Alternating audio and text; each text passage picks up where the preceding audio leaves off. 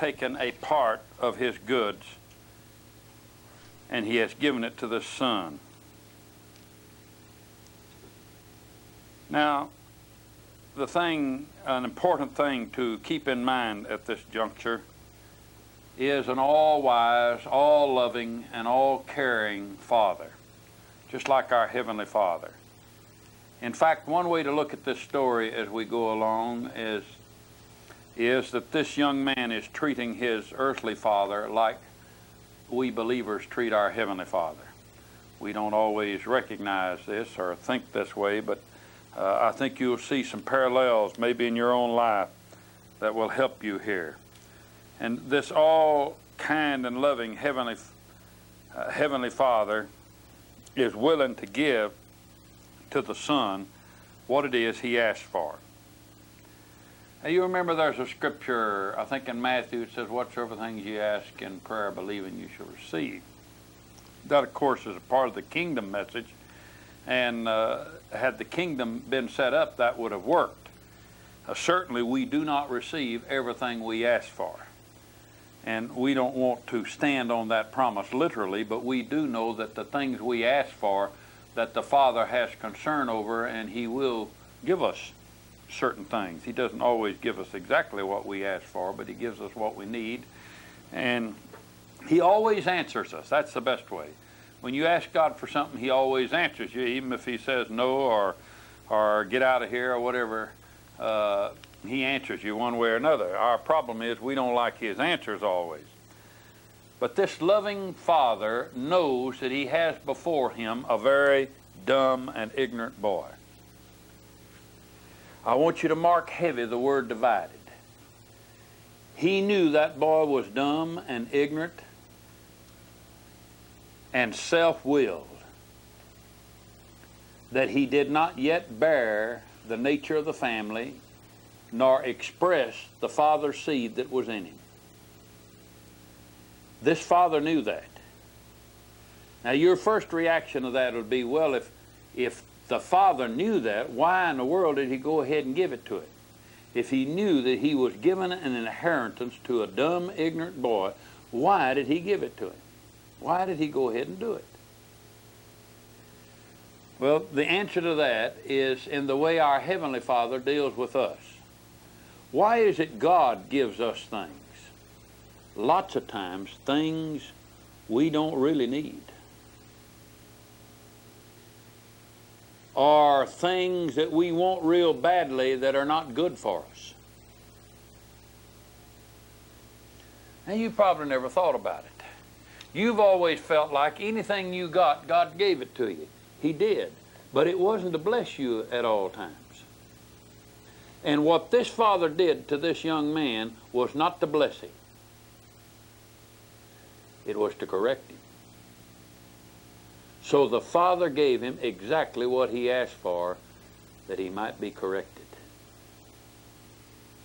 Because he knew that boy was dumb and ignorant, or he wouldn't be asking for a portion of his goods. So we have a powerful lesson here, that God gives us things that are not good for us. He gives us things we don't really need. He gives us things that will tarnish in our hands. Because a lot of times, the only way the Father can reach a dumb, ignorant son is by letting him come to the end of himself. Now, you are wondering how that works. Did you ever believe God for a car and get it, and then after you got it, wish that you hadn't had those high payments? Did you ever buy something, and after you bought it, wished you didn't have it, it wasn't good for you? You see, our life's kind of made up with that sort of thing. On one hand, we have a great human desire, and sometimes an ego behind that desire to do big things, and God will do it for a period. He'll do it. I think God will give us things that are not good for us. It isn't because he hates us, it's because he loves us. And what we're going to see in this story is the extreme love of a father. We're going to see at two different junctures in this story, and this is the first one now in this verse 12. We're going to see two times in this story where there was a love manifested toward this son such as no other love that was ever manifested. The first occasion is here in verse 12 when it says, and the father divided his living among them. Now that's love. You say, how in the world could that be love? That was a father saying, I love this boy so much that I'm going to give him what he wants because I know this will bring him to the end of himself because he hasn't got enough sense to handle what I'm going to give him. That's a father saying, I love this boy enough to see him broken because I want him to be what it is he was birthed to be.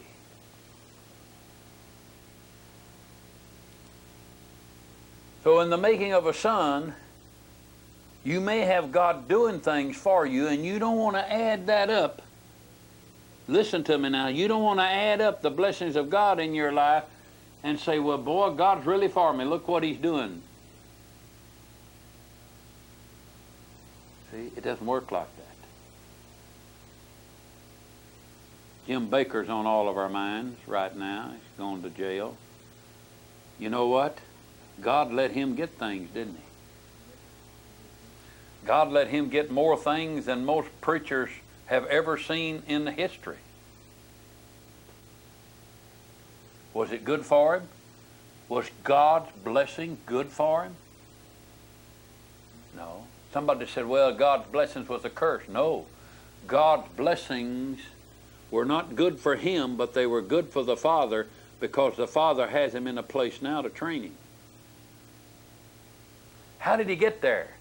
He asked for it and he got it.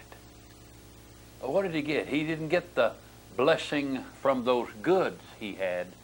He got the blessing from the Father who knew that if I give this to him, he will go into a kind of living to where one day he'll turn to me. Now we all have that going on in miniature one way or another in our lives. And so the greatest kind of love you're going to see in this story is that the Father would give him something to bring him to the end of his self-will. That's the first thing we're dealing with in this boy, his self-will. He's not a father self. He's not a Christ self. He's a self that wills to do his own thing, a self unto self. And so his very mind is still polluted with the nature of Satan. He's still a self for self. And the Father says, we'll give him what he wants to bring him to the end of himself. Well, the trouble with a lot of us is we don't get our portion of goods. We don't get a big bonanza at any time so we can go bad. So then how does God deal with us? He deals with us through what we have. What you do have. He deals with you on the basis of what you are and what you have in your hand right now. So the last line of that verse 12 introduces us to the love of that Father. He loved him enough to give him what he wanted. It wasn't good for him, not himself, but it was good for the Father because the Father wants a son, and this is the way the Father makes a son. Verse 13, not many days after, the younger son gathered all together and took his journey into a far country, and there wasted his substance with riotous living. Now let's talk about this 13th verse. I want you to get the spirit that's in this father's house.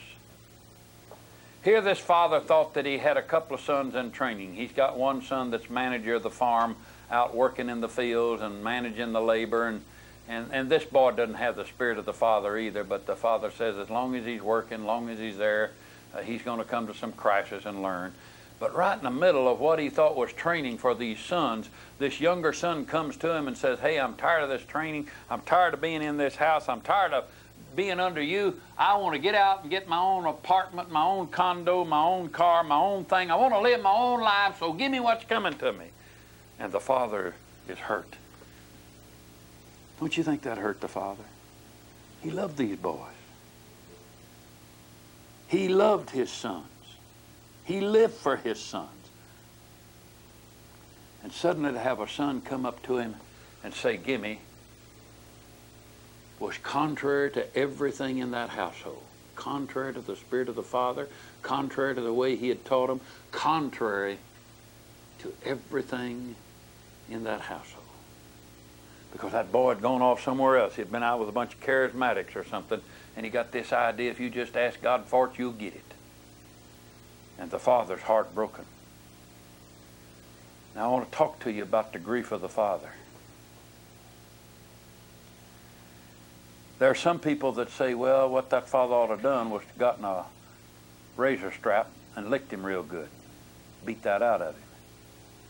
And God's able to do that. Oh, he whip us all. But that's not what God wants from us, is us hollering, I'm sorry. That isn't what he wants. What he wants is for us to love him. Because God is love. And what God really wants from human beings is love. So he can't beat that out of that boy. All he can do is hide it away in his heart and wait.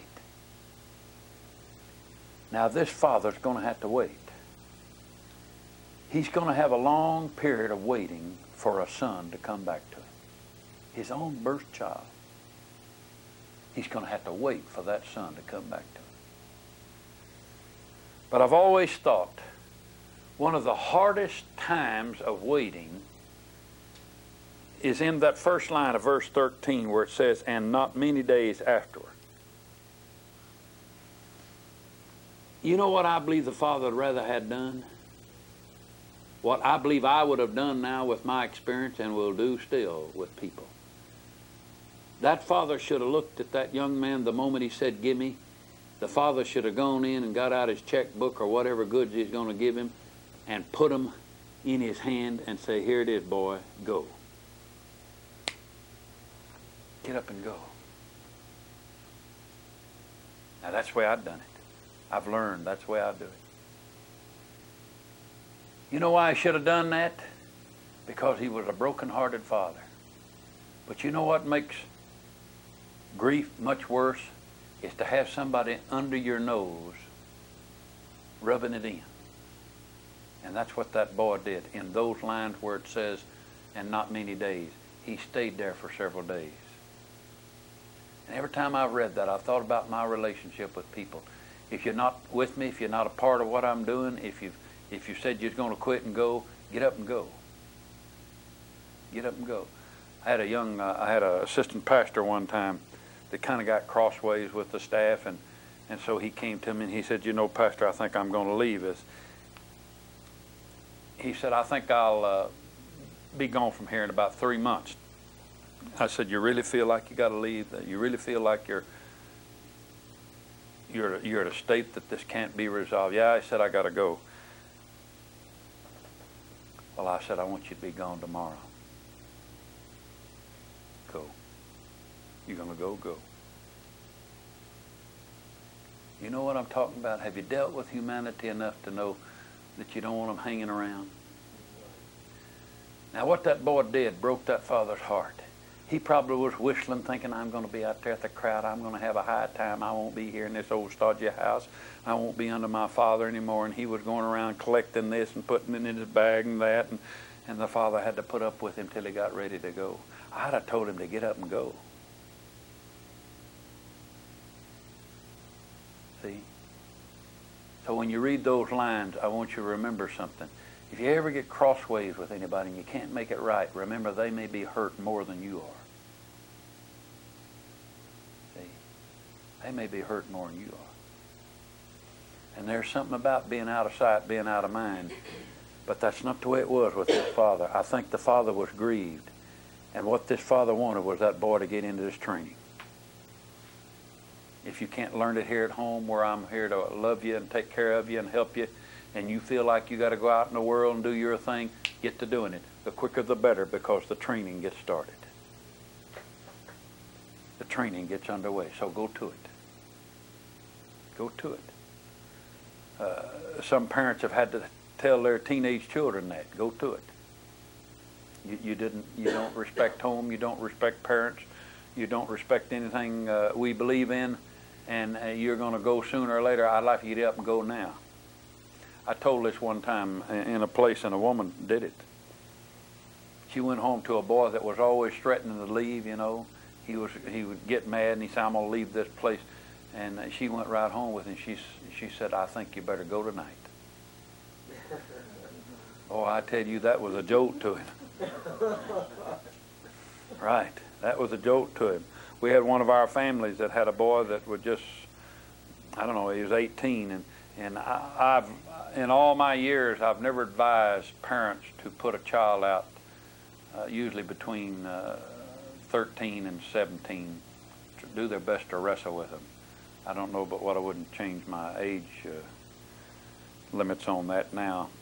But when a child hits 18 and they want to do their own thing, my advice is tell them do it, and go do it right now. Go with it. Anybody's going to leave my church, you know, I'd have people come that was upset or cross about something. From this very story, I learned that. When they tell me they're going to leave, I'd say, I want you to go now. Go now. I don't want you hanging around the saints. I don't want to hear any more of the story. If we can't resolve it in the Lord, I want you to go now. Yeah, it really upsets people, because there's something in human beings to prove their point. And this boy didn't leave. He had it given to him. The father had already divided his goods to him, but he didn't get up and go. It says in not many days.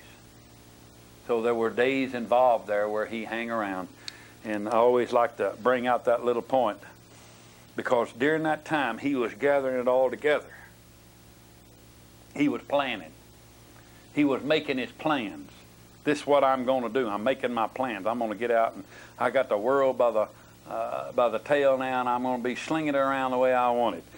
And so he gathered it all together. Now mark those words. I'm going to show you what a self-willed, selfish person does. Self-willed and selfish. He said, I'm going to get it all tied up in a neat little package. Okay, are you with me? I'm going to get it all tied up in a neat little package, and I'm going to do my thing. And the reason I'm hanging around here is that I'm getting it all tied up. I'm putting it all together. Every little thing I think I'm going to need. I'm taking this, I'm taking that, I'm planning this, I'm planning that. I'm getting it all fixed up, neat little package tied together. Now that's what human beings like to do. That's what a lot of Christians like to do. They like to get life all tied up in a neat little package. You know why some people don't follow the Lord in this message when they know it's truth? It's because they got life all tied up in a neat little package. They don't want anything to unravel the string. They don't want anything to untie the package. They want to keep it all tied up in a neat little package. I'm going to tell you that some of the saddest moments I've ever had in my life have been with people who had God to untie their package, and it all fell apart. I'm thinking, I had a woman in my church, a very worldly woman, a beautiful woman. She was a realtor or some professional type thing. She was very, very worldly, but she never missed Sunday morning if she wasn't working or something. She'd be there.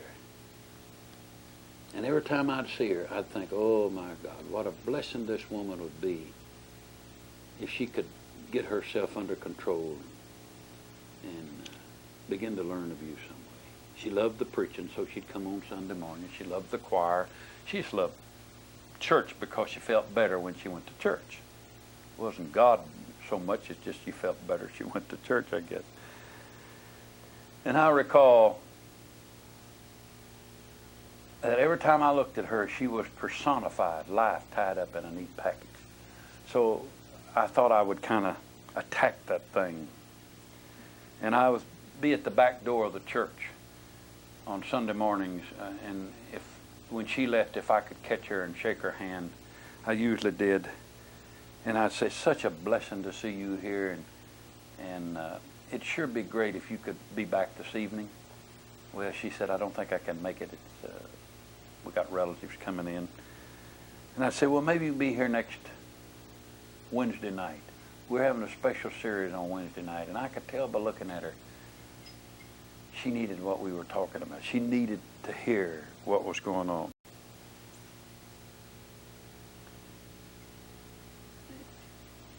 And she'd walk away from it, and I knew that she hardly heard what I said.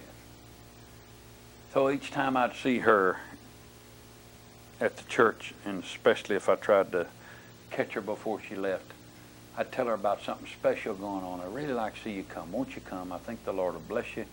Be great to have you here. And she'd tell me all her nights were taken up. And I said, well, you know, on Thursday morning we have a group of ladies that meet here, and I'll tell you about those ladies. They always pray for you. Oh, she said, how come? I said, they're the ladies that your mother fellowshiped with. Your mother was in that prayer group with these ladies. And I said, they think about all the children out of that prayer group. And I said, they pray for you all the time. Oh, she said, that's good, that's good. But she said, I don't think I have time on Thursday morning for a prayer meeting. It looked like every way I turned, I couldn't reach her. She had life all tied up in a neat package. No God, no church, no believers, no prayer. She had it all tied up. She wasn't against any of these things. It's just that she had life all in a neat package. She didn't need them. Well, it finally happened. One day I got to the church office, and a secretary ran up to me and said, do you know so-and-so? And she called that name, and I said, yeah, I know so-and-so. Well, I said, she's in a serious condition over at Baylor Hospital. Oh, I said, is that so? So I jumped in the car and went over there. It's an old family, one of the oldest families in our church. Went down the hall, opened the door to her room. It was dark. The room was dark. Never will forget the feeling I had. The room was dark, and the shades were closed. And across the room, in a little bed, was a woman whose body had wasted away. She was facing the wall, and half her back was open from that hospital gown. I never will forget it. Dark room, not another soul in there, and her back was turned to me. And I took one look at her, and I knew she had cancer. I could tell by looking. Her body was wasted away. I walked over to where she was and touched her on the shoulder, and slowly she rolled over and tried to open her eyes, and finally got them open and squinted up at me. And she said, is that you, Brother Litzman? I said, yes. And I was in shock, because the last time I had seen her, a beautiful woman, all dressed up worldly-like, life in a neat package. And I couldn't believe what my eyes were seeing.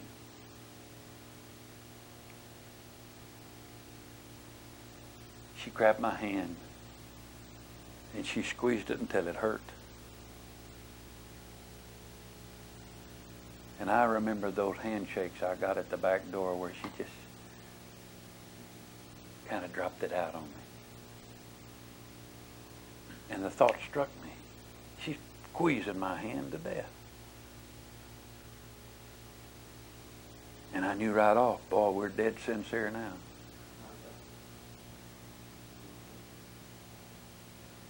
She looked up at me, and she said, you got to get a hold of God.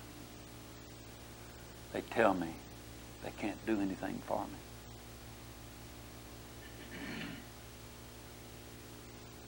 talked to her a few moments. Big old tears rolled down her pallid cheeks.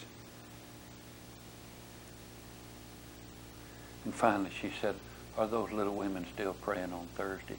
Will you go ask them to pray? Will you make a request Wednesday night for me?" She said, I got to have God's help.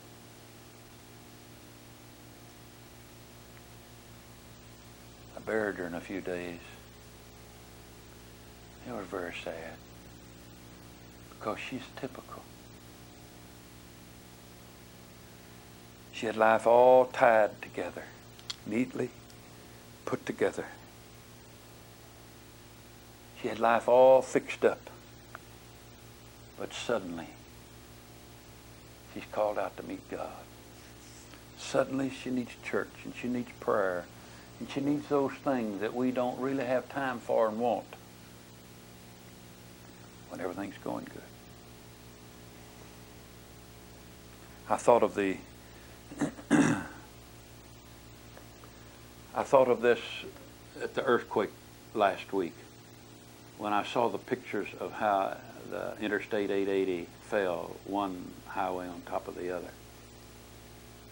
And I remember back in about 1953 when a tornado hit my hometown of Waco. I just got heavy rain in my end of town, but the word went out that our downtown was destroyed. And they called for ministers because 180 people were killed in that storm that afternoon. And they called for preachers to come down and to minister because it was a desperate situation. People were trapped in buildings like that highway crushed. I worked that afternoon in a building that had been 7 stories tall, and when the storm had hit it, the tornado had hit it, it knocked all the outer walls out, and each floor had fallen down on top of other floors into a basement. I mean, it was level. 7 floors were level with the ground. And there were people on every floor crushed. And I watched over in an area where they lifted a part of the floor off of another where there had been a tavern, a restaurant. And I saw people that were sitting at tables with beer cans in their hand. When they lifted the floor up, they were slumped over on the table, and their dead hands still tight around the beer cans. And that always stuck with me, because I thought the minute before that storm hit, they had life in a neat package. But they went out to meet God with a beer can in their hand. And I thought, and I'm not saying that's the worst thing in the world. I'd rather have a beer drinker than a long tongue in the church. But what I'm saying is, if I could have got to any one of them,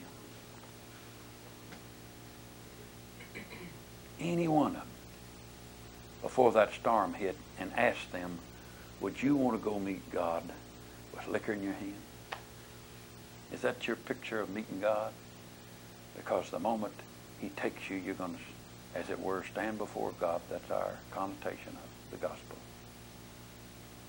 Would you want to meet him like that? And I know every one of them would have said, no, sir, he wouldn't want to meet God like that. But they didn't have a choice.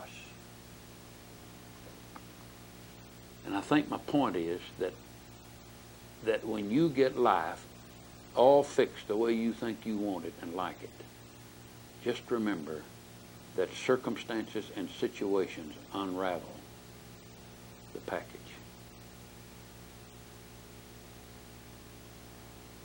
It unravels the package.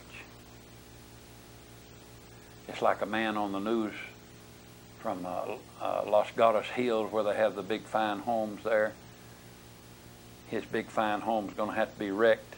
It's $1,400,000 home. He had just put $150,000 improvements in it. And he said the insurance company had only given him $150,000 for the whole thing.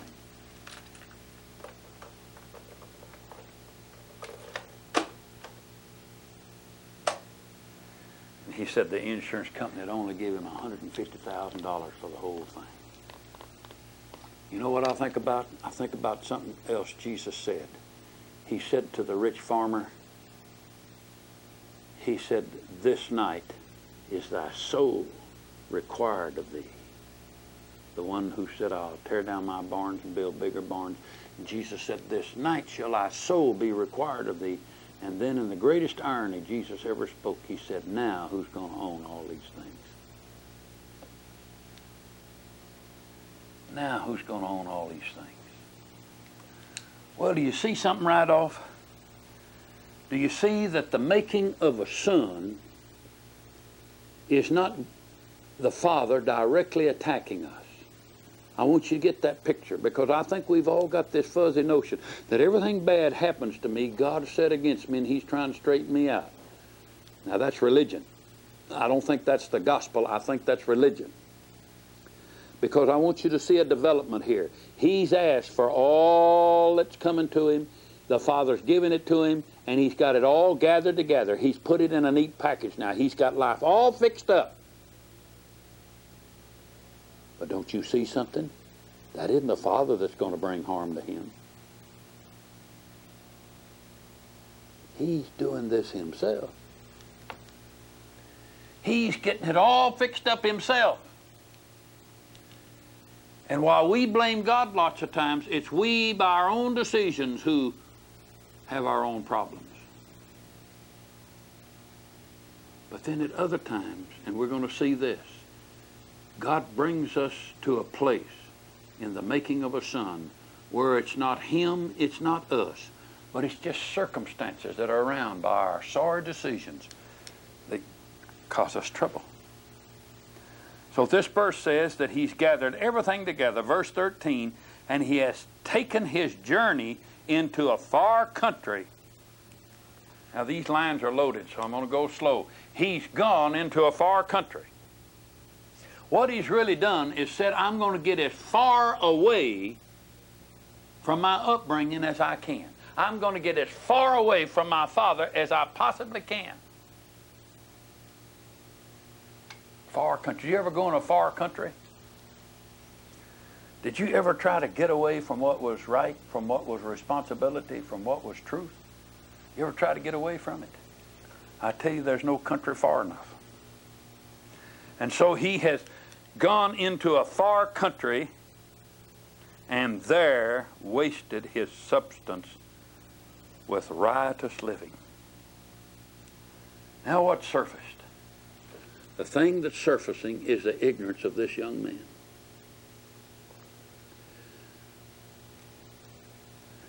The longer I've served God, and the more I've learned about God, the more I've learned that I don't know about God. The ignorance of humanity is abysmal to me. This young man, in riotous living, thought he knew it all, thought he had it all put together. But I'm going to tell you, the longer you serve God, the more you're going to learn what you don't know about God. And this young man didn't know his father. He didn't know the safety, the protection, the love, the care that this father had for him and could give him. He didn't know his father. So he goes into riotous living. Now all of this is contrary to his nature because he has the father nature in him. He probably has watched other people in riotous living and decided, well, I can be like them. I can have fun like they have. I can do what they do. But you don't calculate like that. You can only be who you are by God's creation of you. Do you understand that? Do you understand that you can only be who you are by God's creation of you? God may not have created you to be like somebody else, to live like somebody else, to act like somebody else. Did you ever watch the world in riotous living? It's a bunch of people who don't know what they're doing. You can watch them in movies.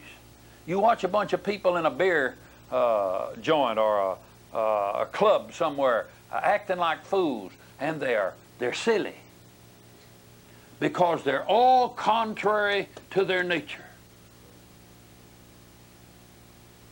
That's why people do awful things in a crowd. They're contrary to their nature. And he is in riotous living, and that's contrary to the father nature that's in him. But that father nature in him, it's stifled. It's held down.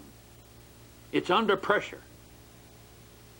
Because he, by his mind, is giving away to his flesh, giving away to what other people are doing and saying.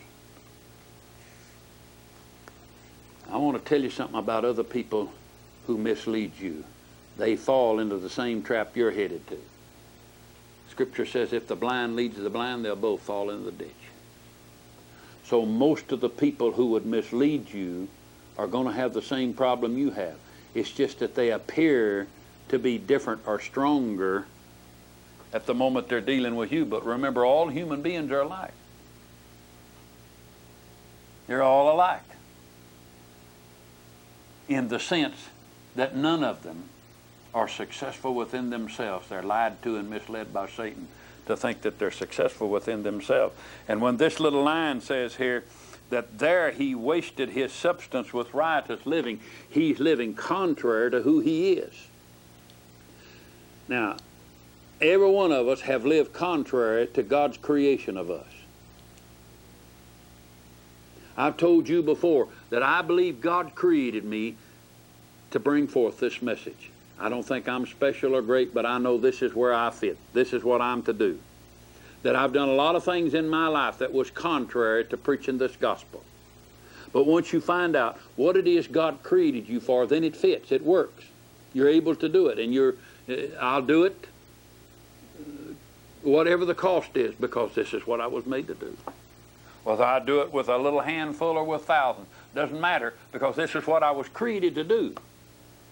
And when we live contrary to our creation, contrary to the nature that's in us, that's riotous living. You want to know what riotous living is? It's not drinking and taking pot and drugs and fornication, adultery. That's not riotous living. That's the expression of a riotous liver. What's a riotous liver? A person who lives riotously is one who lives contrary to the nature that's in him. Now, this young man had his father's nature in him. He had the father's seed in him, but he was contrary to it. What's the purpose of him being trained by the Father? So that that nature, the God nature within him, the Father nature within him would take hold. What's our purpose for being on this earth? So that the God nature in us will take hold.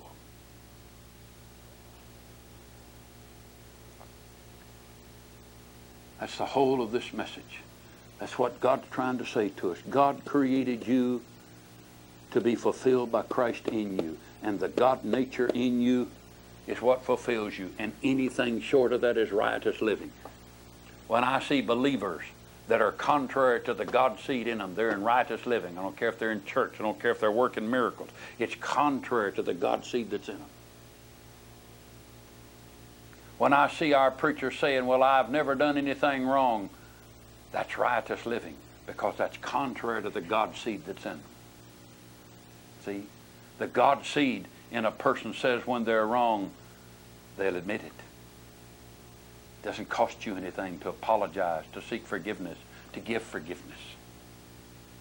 Because that's the Father's seed in you. That's the God who so loved the world that he gives his only begotten Son. That's the God seed in you. So it never hurts to apologize, to make things right, to do it upright. We have ministries today that are running around even when we know they're wrong. They're saying, I've done no wrong. God has forgiven me. I'm going on. There's still no brokenness there. It's contrary to the God seed that's in them. Their expression will be different, but it'll still be godly expression of the seed that's in them. So this young man's in riotous living. What is riotous living? That's any kind of living contrary to the nature of God that's in you. What you do in righteous living is the way you express it, but riotous living is contrary to the God seed that's in you. So you see, that can be in the church. That can be in our brethren. That can be in others of God's children. Riotous living. So it's not just in the honky-tonk, the beer joint, the brothel place. It could be anywhere. It could be in a church where they're shouting and hollering. It could be where they claim they have victory. It could be riotous living. Anywhere you are not expressing the God seed that's in you. So he went into riotous living. He wasted his substance with riotous living. Now, let's talk about the wasting of his substance. He's birthed by his father, which is a typical of being born again. A born again believer has the God seed in him, and the life is eternal. So we're not going to waste our life. He wasted his substance, not his life. Why? You can't waste eternal life. You can't waste eternal life. All you can waste is what eternal life can do on this earth. You can't waste the life itself because it is eternal. What did he waste? He wasted the effects of that life. He wasted his substance. His substance. What the God seed in him wanted to be expressed by was wasted, so that there was no expression of the God seed. He wasted his ability to express the seed that was in him. He wasted it. He was the Father's Son. All the way through this story, he's the Father's Son, good or bad. He's the Father's Son at home or in a hellhole. He's the Father's Son whether he's in the field or in a hog pen. He's still the Father's Son. Can't waste the life. You can only waste your substance. What God gives you to express that life by. You can waste it. God's given some people assets. They waste them in riotous living instead of expressing the God seed through their assets. Some people have money. That's something God gave them. They ought to express who they are by that money. Some people have abilities. They should express who they are through those abilities, Christ through those abilities. Some people have talent.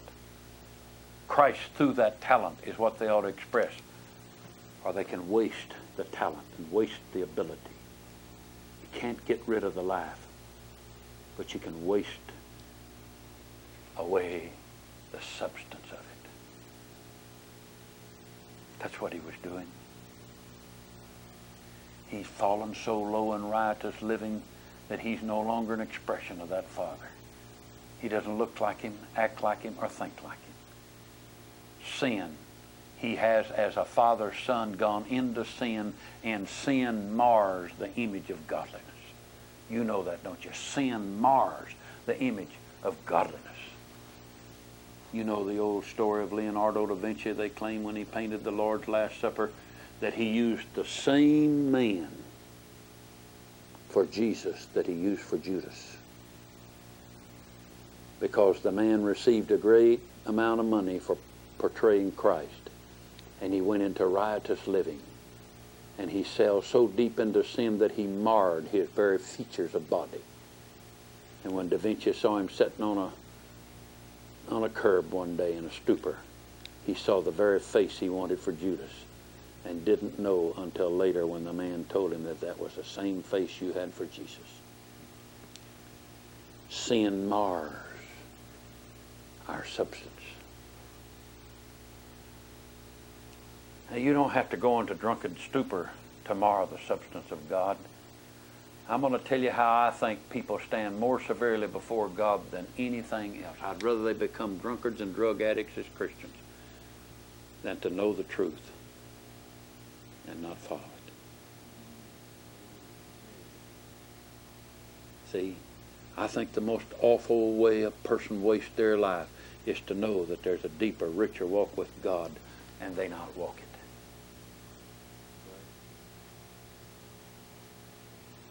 I don't talk like this much, but it's something you need to know. That I think a lot of people that mess around with this message and bypass it and don't realize what it is God has set in our midst in this generation are wasting their substance. That's riotous living. That's contrary to the nature that's in them. I prayed that God would give us a message that would touch the nature that's in every born-again human being, the God nature that's in them, and that it would surface, that they would see, this is what I was made for. This is what God created me for. This is what life and death and eternity is all about.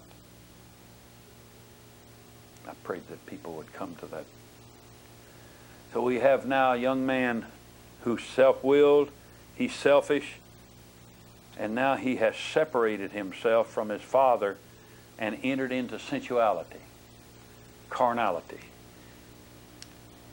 Riotous living tells us that he has moved from righteous living to carnal living.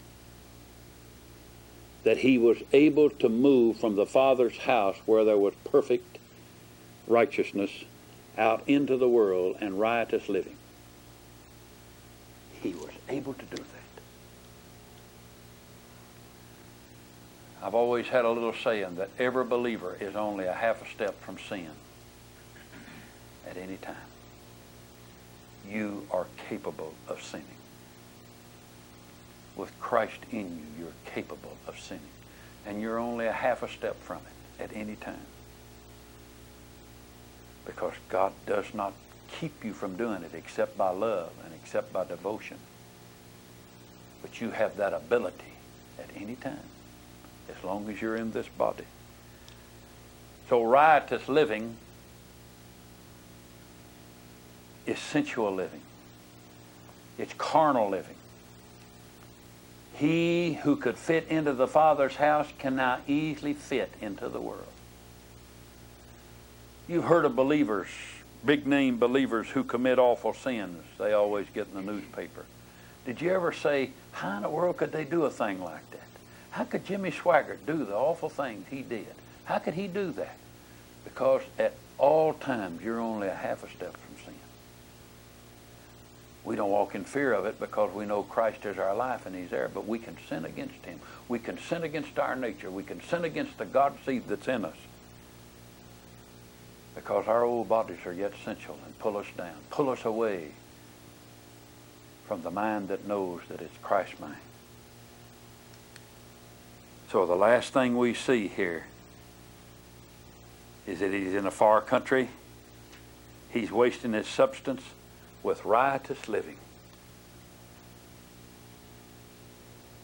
He's as far from his Father as he can get. Far in country, far in spirit. He's as far as he can get. His next step is spiritual destitution. And we're going to tackle that later, because I want a little longer to talk about it. But that's enough for tonight. I'm going to stop right there and leave you to think about this young man, and then we'll pick up at this same point in our next session.